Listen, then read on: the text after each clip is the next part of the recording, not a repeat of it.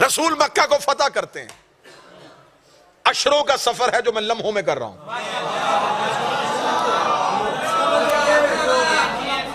رسول نے مکہ فتح کر لیا۔ جب مکہ فتح ہوا تو اسلام کا خطرناک ترین دور یہ آیا کہ کل کا کافر ایمرجنسی میں مسلمان ہو گیا۔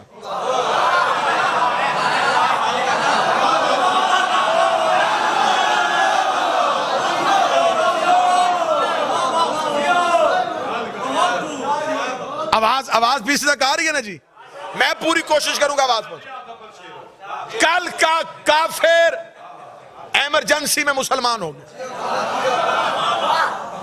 اب جب اس نے مصلحتاً کلمہ پڑھا تو خدا نے بھی انہیں مسلمان نہیں کہا، منافق کہا۔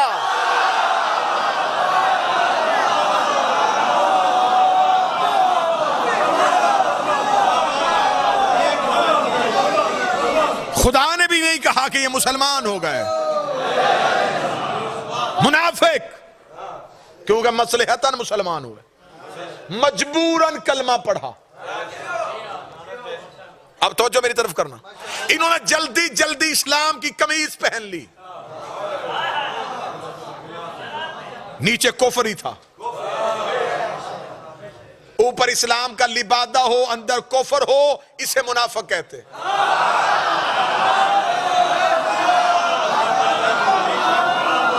اسے اردو زبان میں کہتے ہیں اندر کچھ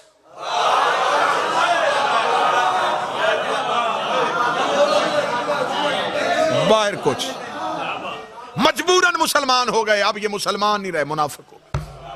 منافق ہوئے تو اللہ نے بھی ایک آیت نہیں بھیجی، وہ سامنے لکھی سورت،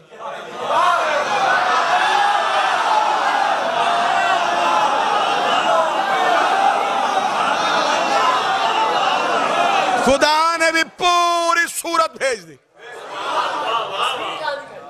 خدا نے بھی کہا منافق ہیں یہ۔ اب وہ اگر منافق ہے اور قرآن میں پوری سورت آئی ہے تو کسی بھی تفسیر میں نہیں لکھا کہ نبی نے بد دعا کی سارے منافق مر گئے۔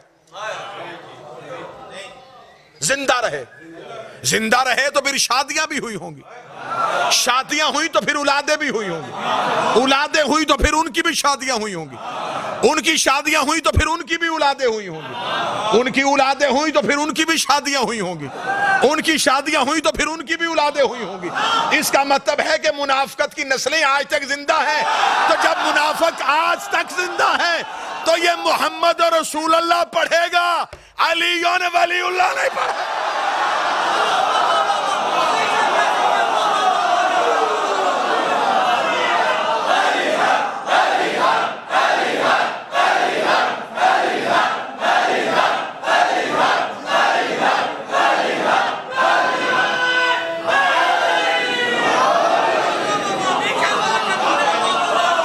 مولا حسین عزت ہے۔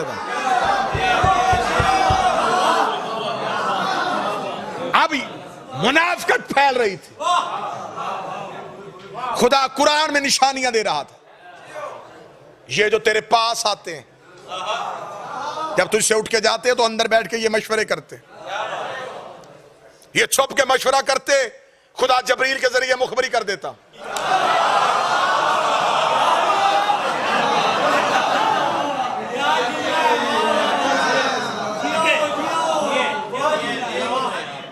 یہ دور جا کے خدا نے بھی نشانیاں بتائی، نام نہیں لیے۔ پوری سورت ہے، کوئی نام دکھاؤ، اوپر لکھا منافقون، نیچے نشانیاں، نیچے نشانیاں، نیچے نشانیاں۔ ملتان میں جگر بولنے چاہیے، یہاں پہ آوازیں نہیں، یہاں پہ جگر کی آواز آنی چاہیے۔ خدا نے بھی نام نہیں لیے، نشانیاں بتائی ہیں۔ تو جب اللہ نے نام نہیں لیے تو پھر ٹی وی پہ ہمارے کسی مولوی سے نہ پوچھو کہ نام لے کے عزت کیوں نہیں کرتے۔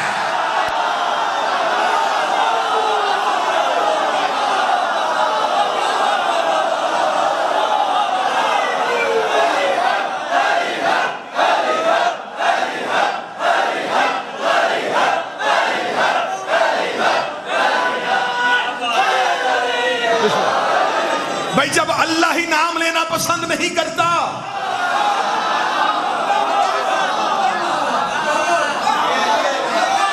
ہم سے کہتے ہیں نام لو، پہلے اللہ سے کہو.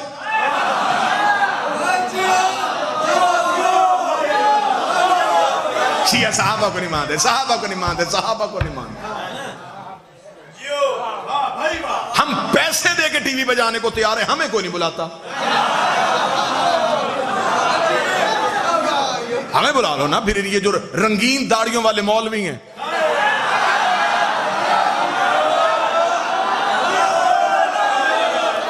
یہ پھر ہمارے سامنے بیٹھے گی، ہم سے سوال کریں. جی آپ سارے صحابہ کو کیوں نہیں مانتے؟ آپ کی کتاب میں نہ ہو تو مجھے جس مرضی چوک پہ بلانا. تمہاری کتابوں میں لکھا ہے کہ رسول نے جو آخری حج کیا، جسے حجت الوداع کہتے، اس آخری حج میں جو آپ کی کتابوں میں تعداد لکھی ہے، وہ تعداد ہے 1,22,000 کے قریب صحابی تھے، اور ایک میں ہے 1,25,000 کے قریب صحابی. یہ بات پہلی بار ممبر سے کہنے لگا اور ملتان سے کرنے لگا.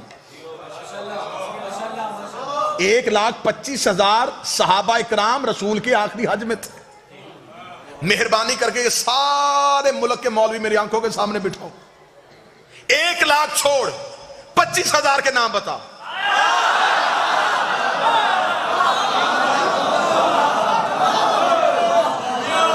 ملتان والے میری منت کر رہے، چل میں ملتان ماتمیوں کو وجہ سے رعایت کرتا ہوں.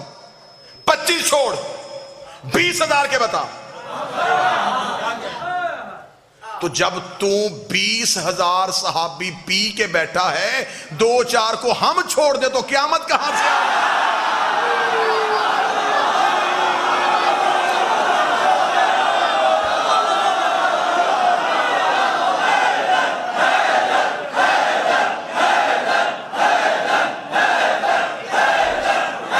بسم اللہ.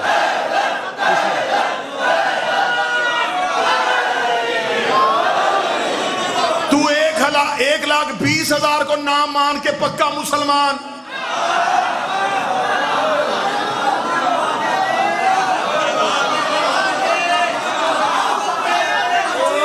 تو 1,20,000 نام ہضم کر لے اور ڈکار بھی نہ لے.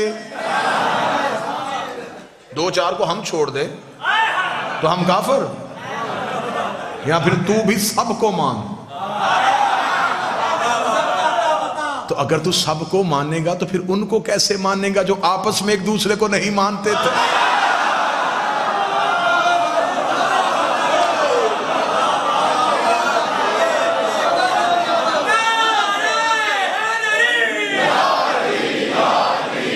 بھائی یہ کڑوی گولیاں ہیں، یہ نگلی نہیں جانی. وہ لوگ دور رسالت میں تھے لیکن قرآن میں انہیں منافق کہا گیا. خدا نے بھی نشانیاں بتائیں، نام نہیں لینا. چلے جی ایک بہترین کھرا نکالنے لگا. کھوجی کا کیا کام ہوتا ہے؟ کھرا نکال. چور آپ نے پکڑنا،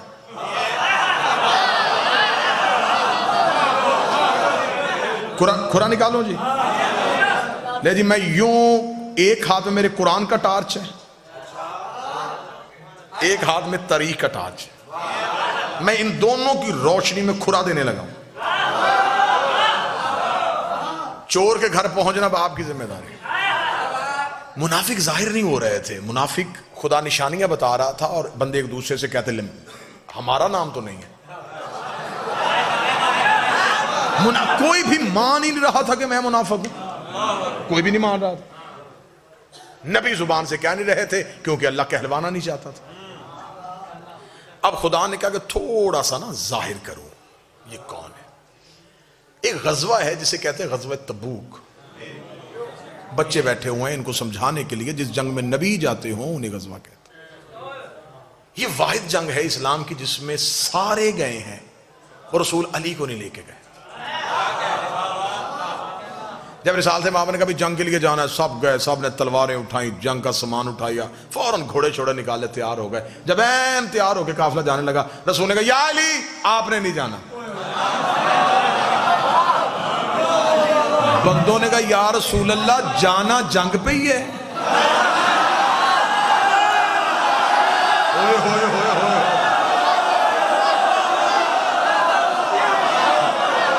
یا رسول اللہ جانا جنگ پہ ہی ہے لڑنا ہی نا. رسول نے کہا ہاں لڑنا ہے تو علی. رسول نے کہا نہیں علی نے نہیں جانا. لڑائی علی کے بغیر, جنگ بغیر علی کے. سنی کتاب کا جملہ ہے, اتنا خوبصورت یہ جملہ ہے نا کہ یہ جملہ بتا رہا ہے کہ یہ جملہ شیعہ ہے.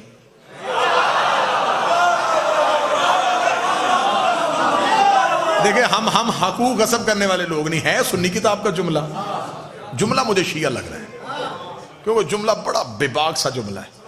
سنی کتاب سے جملہ لے کے پڑھنے لگا, چوم کے پڑھنے کو دل کر رہا ہے, اتنا خوبصورت جملہ ہے. جب انہوں نے کہا یا رسول اللہ علی کو نہیں لے کے جانا, رسول نے فرمایا کیونکہ اللہ نے کہا ہے کہ سب کو لے کے جا. اب سارے جا رہے ہیں, پیچھے مدینے میں مسلمانوں کی عورتیں اور بچے اکیلے ہیں, پیچھے بھی تو کسی شریف کو چھوڑ کے جانا ہے.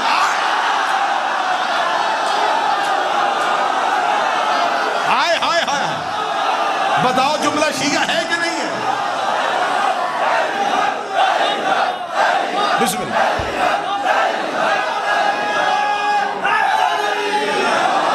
تو پیچھے بھی تو کسی باعزت کو چھوڑ کے جائیں نا, جو مسلمانوں کی عزت مال ناموس کی حفاظت کرے. یا علی آپ رکیے, چلو بھائی. اب وہ سفر کتنا مشکل تھا میں لفظوں میں نہیں بتا سکتا.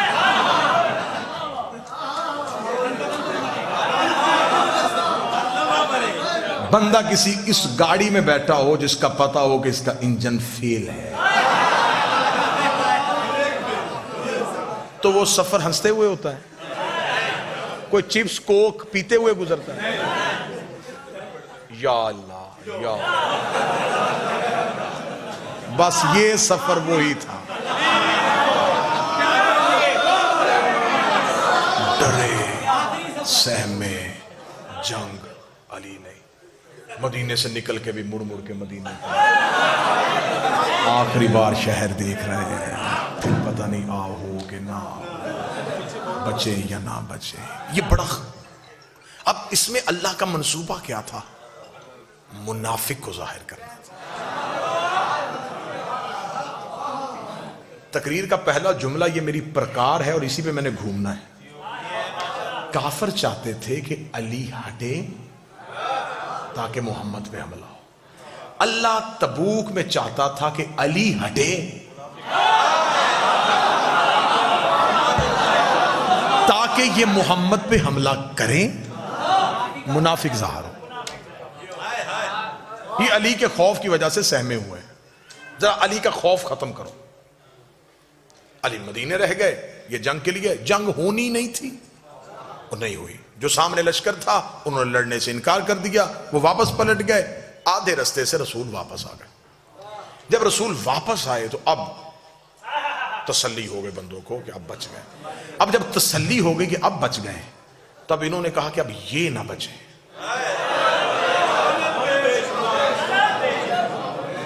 یار آپ سن کیا رہے ہیں, میں جگر نکال رہا ہوں یوں تاریخ کا. ان لوگ اب ہم تو بچ گئے, اس سے اچھا موقع اور کوئی نہیں ملنا. علی ساتھ نہیں.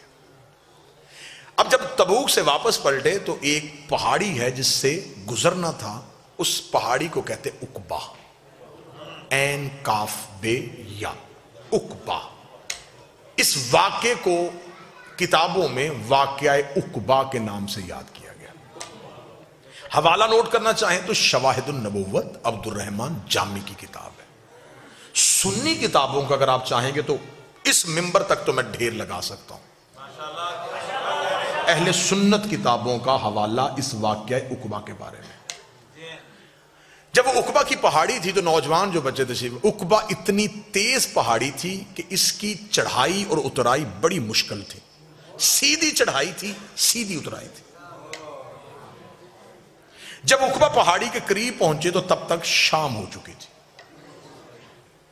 جب شام ہو گئی تو منافقین نے مل کے مشورہ کیا, اس سے اچھا اور نادر موقع نصیب نہیں ہونا. علی نہیں ہے, رسول تنہا ہے. ایسے کرتے ہیں کہ جب رسول عقبہ کی پہاڑی کے بالکل اوپر جائیں تو رسالت مآب کی اونٹنی کو پہاڑی سے دھکا دے دیں. سنیے گا, جب ہم پہاڑی سے دھکا دے دیں گے تو قتل کسی کے سر پہ نہیں آئے گا، ہم کہیں گے یہ حادثہ ہوا، یہ محض ایک حادثہ تھا، اتنی خطرناک پہاڑی تھی، رسول کی اونٹنی کا پاؤں پھسل گیا۔ توجہ اب آپ نے پوری میری طرف کرنی ہے، اب کھورے کا ٹائم آیا تو آپ ادھر ادھر دیکھنا شروع ہو گئے۔ ہم کہیں گے حادثہ ہو گیا، یہ اب اس چکر میں تھے۔ جب بالکل پہاڑی کے قریب پہنچے نا جی، تو رسول نے کہا رکو بھائی، لشکر رک گیا۔ جی یا رسول اللہ، فرمایا ابھی جبریل آیا ہے، اس نے اللہ کا حکم دیا ہے میں اکیلا اوپر سے جاؤں گا، تم سارے نیچے سے جاؤ۔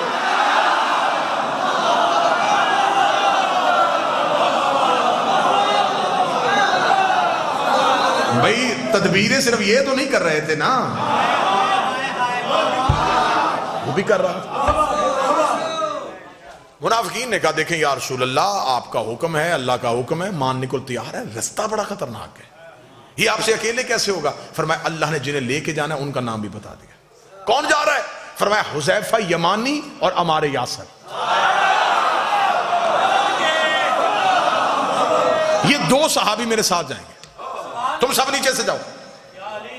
عمار، جی یا رسول اللہ، میری اونٹنی کی مہار پکڑ۔ لفظ سنا، بالکل بیان ہی واقعہ پڑھ رہا ہوں۔ رسالت میں آپ نے فرمایا کیونکہ رسول پاک اپنی سواری کے لیے چابک یا تازیہ نہ استعمال نہیں کرتے تھے، رسالت میں آپ نے فرمایا حذیفہ تیرے پاس تیری سواری کا چابک ہے؟ جی یا رسول اللہ ہے۔ وہ نکال لا۔ کیوں؟ میری اونٹنی کو پیچھے سے ہانکنا۔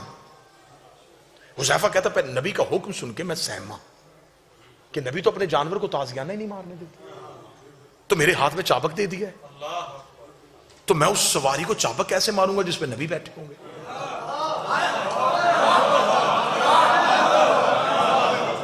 اسے کہتے ہیں صحابیت۔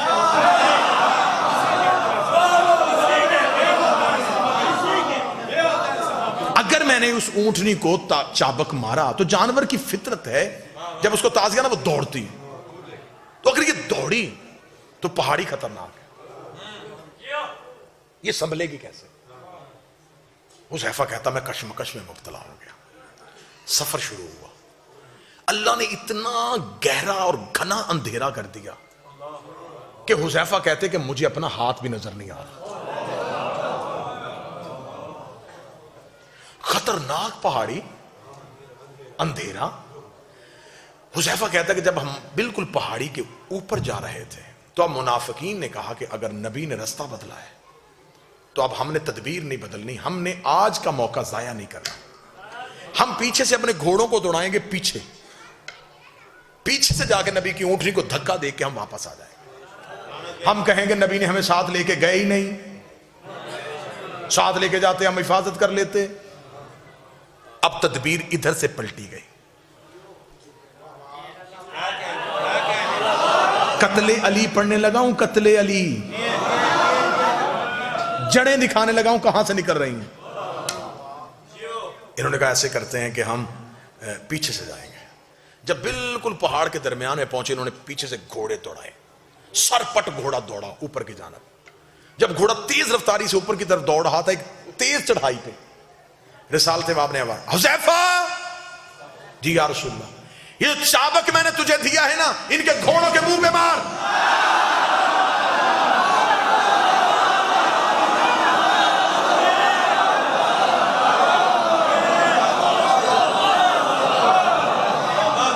حذیفہ کہتا ہے کہ میرا سانس پھول گیا۔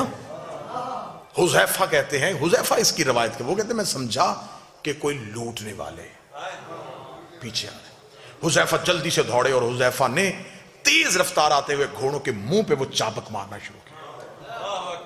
اب بہتر سمجھتے ہیں، بزرگ بہتر اس کی گواہی دیں گے کہ جب گھوڑا تیز اوپر چڑھ رہا، اوپر سے اس کے منہ پہ مارا جائے، اسے ریزسٹ کیا جائے، تو وہ اسی تیز رفتاری سے پیچھے کو پلٹتا ہے۔ جب حذیفہ نے ان کے منہ پہ مارنا شروع کیا تو وہ گھوڑے پیچھے کی جانب دوڑے۔ رسالت مآب اترائی جا چکے تھے، عمار یاسر رسول کی اونٹنی کو لے کے نیچے پہنچ چکے تھے۔ پیچھے سے حذیفہ سانس پھولا ہوا، سر سے امامہ اترا ہوا، اٹ پٹ ہوئے رسول کی طرف دوڑے، قدموں میں گرے، یا رسول اللہ، یا رسول اللہ، یا رسول اللہ۔ رسول کی آواز آئی حذیفہ کون تھے؟ حذیفہ دیکھا تھا، یا رسول اللہ اندھیرا پڑا تھا، ان کے چہروں پہ نقاب تھا، ان بندوں کے چہروں پہ نقاب تھا، لیکن یا رسول اللہ بندے نہیں پہچانے، گھوڑے پہچان لیے۔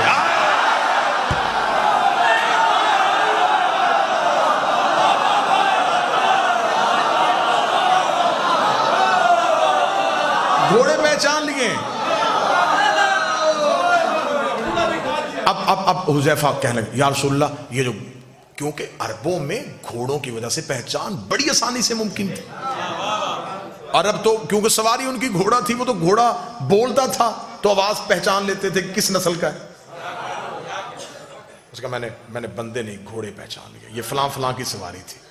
جب نام لگا رسول نے کہا خاموش۔ اب حکمت سننا، کھرا بالکل سر پہ پہنچ گیا ہے، اب میں نے یوں یہ رکھنا ہے اور کھرا پکڑا جانا ہے۔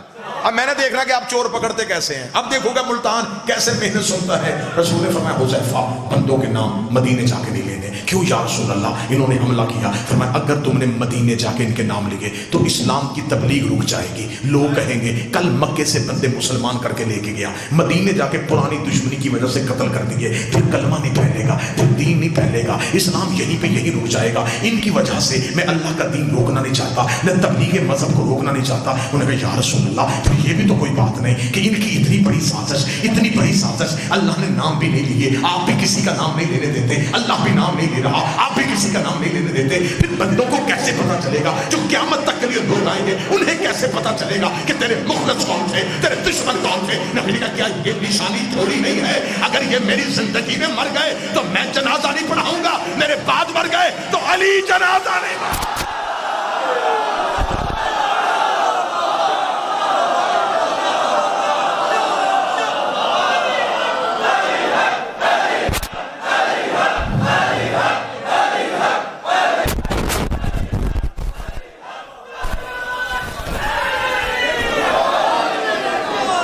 میری زندگی میں مر گئے تو میں نہیں پڑھاؤں گا، میرے بعد مر گئے۔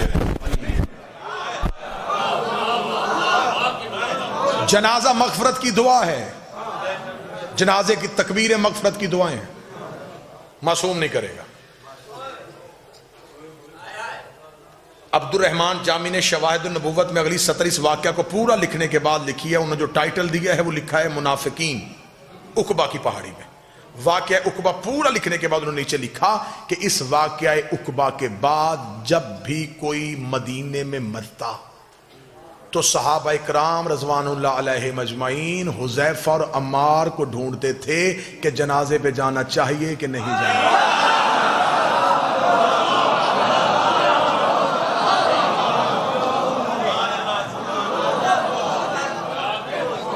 علی کی دشمنی دعوت ذوالعشیرہ کافروں سے شروع ہوئی، مدینے میں منافقوں میں آ گئی۔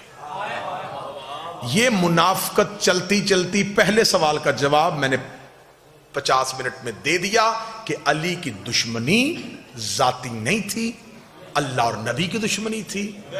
اور کس کس سے تھی؟ اگلا جواب کہ جو علی کی آخری جنگ ہوئی ہے وہ جمل اور صفین میں کافروں سے نہیں ہوئی،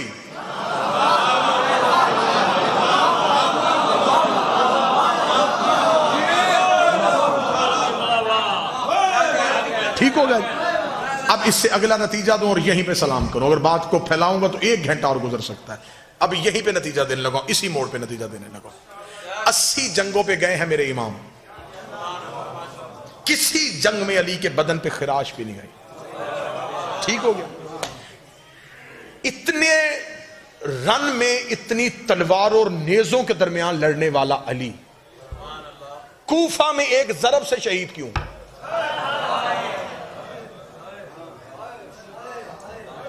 سوال میں نے ملتان کی ہوا میں چھوڑا۔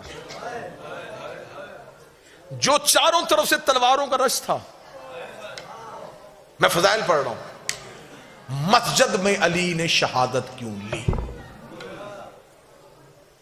میرے اللہ اگر تو نے علی کو شہادت دینی تھی کسی میدان میں دیتا، تیرے دین کا روب بڑھتا، تیرا دین بچاتا بچاتا علی فلاں میدان میں شہید ہو گیا۔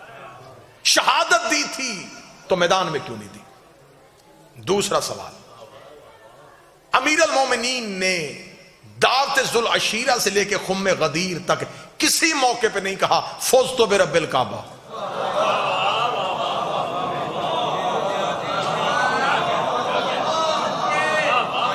مکے میں اعلان کیا، نہیں کہا فزت برب الکعبہ، تبلیغ کی، نہیں کہا فزت برب الکعبہ، بستر محمد پہ سو کے کہا، نہیں کہا میں کامیاب ہو گیا، بدر فتح کر کے نہیں کہا، احد کا فاتح بن کے نہیں کہا، خیبر کا دروازہ اکھاڑ کے نہیں کہا، مرحب کو قتل کر کے نہیں کہا، خندق میں کل ایمان بن کے نہیں کہا، زہرا کا شوہر بن کے نہیں کہا، حسنین کا بابا بن کے نہیں کہا، خم غدیر میں اپنی ولایت کا اعلان کروا کے نہیں کہا، صحابہ سے اپنی بیعت کروا کے نہیں کہا، 19 رمضان کو کیوں کہا؟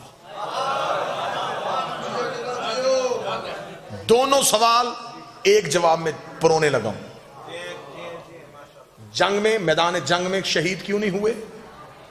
اور فزت برب الکعبہ 19 کو کیوں کہا؟ تیار ہے ذہنی طور پہ؟ ہر میدان میں علی گئے تھے دین بچانے کے لیے۔ اب علی کے سامنے کافر نہیں منافق تھے، منافق علی کے لیے ہر سازش تیار کر رہے تھے، اتنی سازشیں تیار کر لی تھیں کہ اگر وہ سازشیں تاریخ کا حصہ بن جاتی تو آج حقیقت سمجھنے والا کوئی بھی نہ ہوتا۔